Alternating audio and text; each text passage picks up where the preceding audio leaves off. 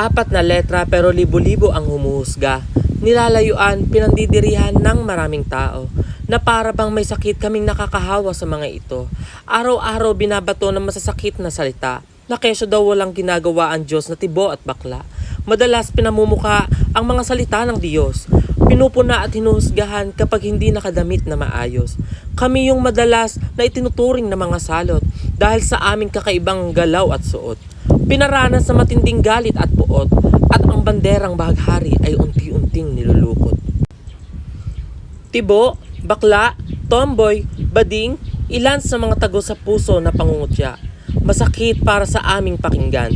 Hindi lang yan, sinasabihan pa minsan na salot daw kami sa lipunan. Hanggang kailan?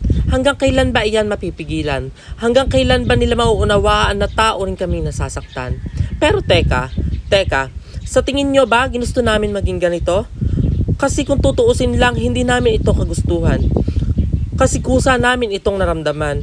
Pero kung kaya lang namin mapigilan ang aming nararamdaman, hindi na namin pipiliing maging ganito na araw-araw pinamumuka sa iyo na napakalaki ng iyong naging kasalanan upang paulit-ulit kaming husgahan.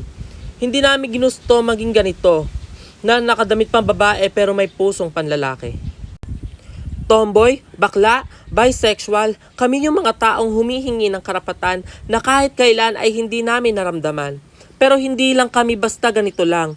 Kami yung mga taong nagpapasaya, nagpapatawa kapag kayo'y nasasaktan. Kami yung palaging nasa inyo'y nandiyan kapag binabalot at nilulugmo kayo ng matinding kalungkutan. Kahit na hindi nyo alam na kami ay may matindiring pinagdadaanan na sa bawat pagpapatawa na lang namin ito na idadaan. Kaya sana lang, huwag nyo naman sana kaming husgahan dahil nagmamahal kami sa maling paraan. Dahil lang sa nagmamahal kami ng parehas naming kasarian.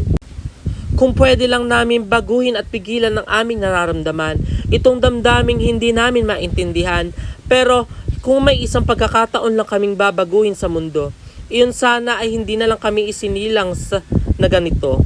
Dahil ang lipunang aming kinagisnan ay punong-puno ng pahusga at matinding kasamaan. Oo, ganito kami, pero marunong kami rumispeto at umintindi.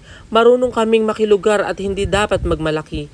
Na kahit hindi kayo sa amin maging mabuti, basta tahimik at malaya doon kami.